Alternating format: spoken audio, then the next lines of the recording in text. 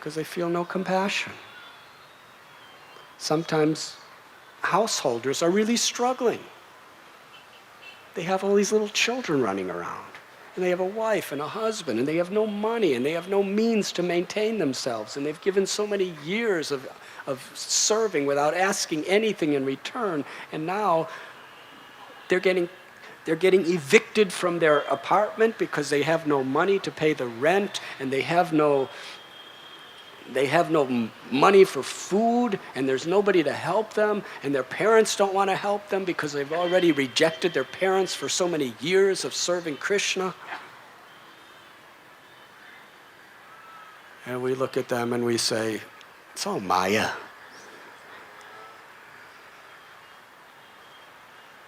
It is Maya. But the reality is, if you want to take someone out of Maya, you have to somehow or other deal with their Maya, not just reject them. So in the name of being transcendental, to be hard-hearted to a person's material problems, that's not what Prabhupada taught. That's not Krishna conscious. And at the same time, to become so absorbed in helping our own material problems or other people's material problems that we don't fix our mind and focus our attention on the real goal of life, the purpose of human life, awakening the soul, developing love for Krishna and helping others to do so. That's just as bad. There has to be a proper balance. And in order for that balance to be there, we cannot allow anything to divert our attention away from our sadhana. That is a lesson here. If you are working for your occupation and you're trying to make some money,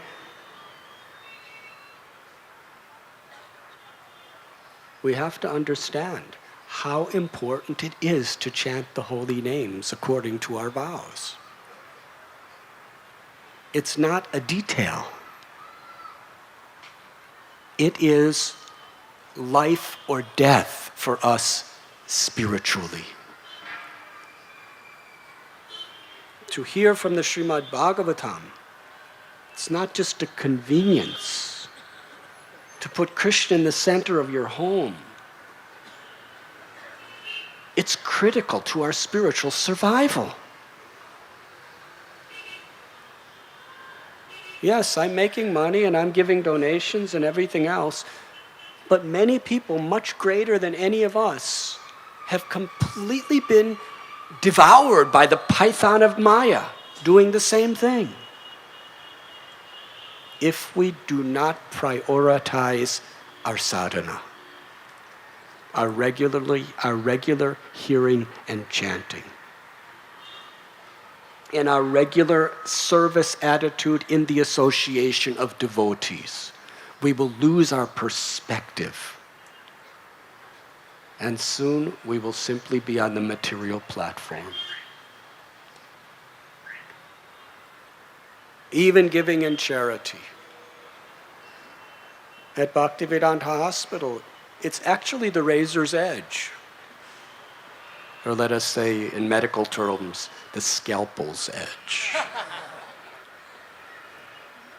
If they don't have good sadhana, the leaders and the doctors, if they don't have good sadhana, if they're not really understanding Srimad Bhagavatam, chanting very, very sincerely, associating with devotees, coming for yatras, if they don't do that, little by little, like Bharat Maharaj, they're just going to be sentimentally trying to help people's bodies and feeling for their emotional and physical needs, forgetting the real purpose of life.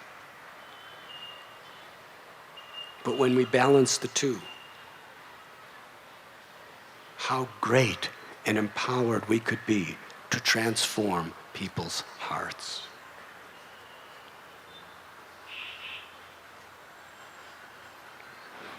Srila Jai Patak Maharaj praised the activities of the hospital. But in doing so, a devotee doesn't get proud and think, just see what we are doing. When a devotee is praised like that, a devotee interprets it as a warning. Why? Why is it we're able to do this in such a way that a sannyasi is appreciating? It's because of the mercy that is coming through Srila Prabhupada, through his representatives, through the assembled Vaishnavas, through our own sadhana. And if we in any way become neglectful of those things, it will all be lost. Our purpose will be defeated. So we cannot be hard-hearted toward anyone's material dilemma. But our focus must always be on accessing and being instruments of the divine grace of Srila Prabhupada and our previous acharyas. That must always be intact, and it must always be daily refreshed through our spiritual practices.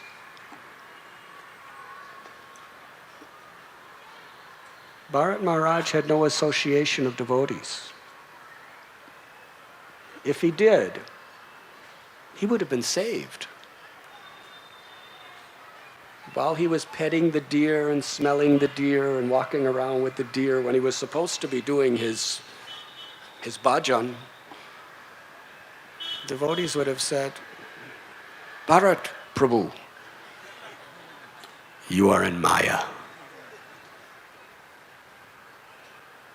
But there was no one to tell him. He was all alone. This is how desperately we all need the association of devotees. Because Maya is so strong. Prabhupada said, anyone who thinks they could be Krishna conscious without the association of devotees is insane. Very difficult. Whoever we are. If you are Haridas Thakur, you could do it. If you have such a higher taste that you could chant 300,000 names, 192 rounds, and pronounce every syllable of every name of those 192 rounds precisely with full focus of your concentration, and you're not even concerned with eating or sleeping till you get your rounds done, if you could do that, then you don't need the association of devotees.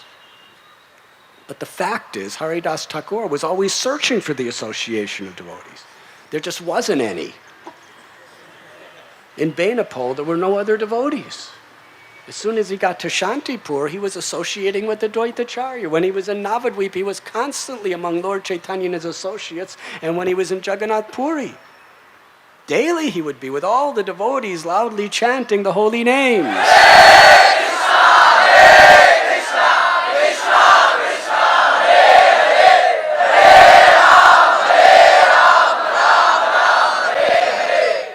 Because Maya is very strong.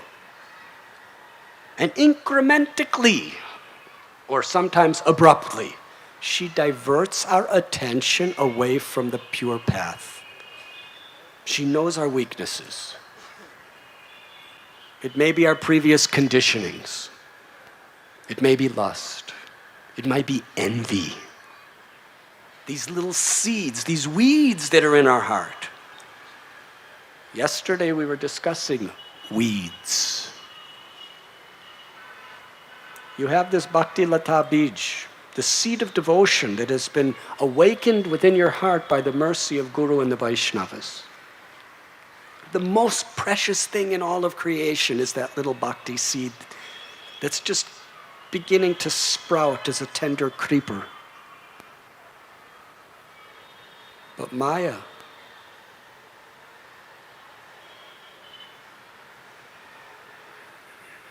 all around that little seed, she brings up deadly weeds. These weeds are born specifically for the purpose of strangling the devotional creeper. They may strangle it, or it may just grow so much around it that all the water and all the sunshine is blocked, and the devotional creeper just withers and dies. But Maya is so clever that she will make that weed look just like the devotional creeper. And more than that, she'll distort our vision so we think the devotional creeper is a weed and the weed is the devotional creeper. And we'll cultivate that instead of this. That happens to almost everyone. Unless we're sincerely hearing, associating with serious devotees. And we have to be very sincere in order to discriminate. But then even after we discriminate, those weeds are so powerful in the form of habit and conditioning and temptation that even after we know, still we can't stop watering the weeds. Very deadly. So what was the weed that choked Bharat Maharaj's devotional creeper? The weed of mundane compassion.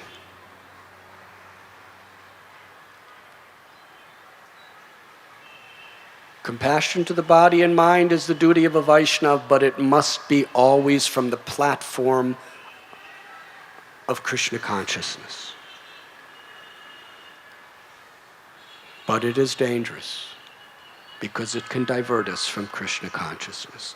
And we start to think that helping a person's body and mind is more important than awakening their soul.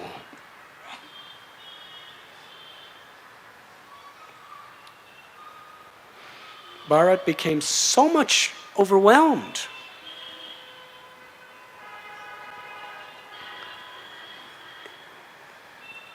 If you read the 10th canto of the Bhagavatam, the same sentiments that the gopis were feeling and the same type of exclamations of prayers that they were speaking when Krishna left the Rasa Leela is almost exactly what Bharat was saying and feeling when his deer would disappear from him.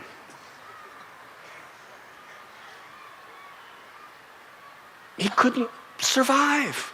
Where is my deer? Did I make some offense to the deer that now she doesn't want to come and be with me anymore? Did I neglect the deer? I must have neglected. Where is she? He would be frantic, looking everywhere. And in separation, he would see the hoof prints of the deer. And he was so mad with attachment, he was praising the good fortune of the Earth planet.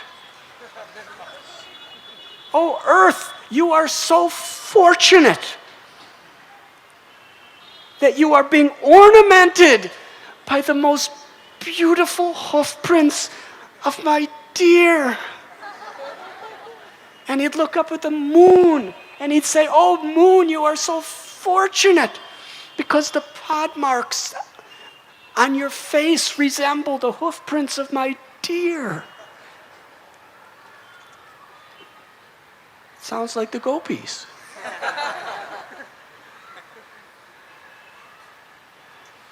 Rupa Goswami told us. Just as a young boy is very much attracted to a young girl and vice versa, that's how a devotee is attracted to Krishna. Separation. Most of the songs that become very popular, at least in the West, I don't know what your popular songs are in India, it's usually about the suffering and separation from your loved one. Is that in India also? There's a few songs about how happy we are together. Yes? But for every happy together song, there's the anguish of broken heart without you. Because it's a very deep sentiment. But the amazing thing is in the songs of Bhaktivinoda Thakur and Narottam Das Thakur and Rupa Goswami, they're also singing about the pangs of the heartbreak of separation. But what is the difference? One is on the bodily concept of life, disturbed by the false ego, and one is for Krishna. The Styx Goswamis taught us to cultivate the feelings of separation from Krishna. Not that I have seen Krishna. Last night, I danced with Krishna.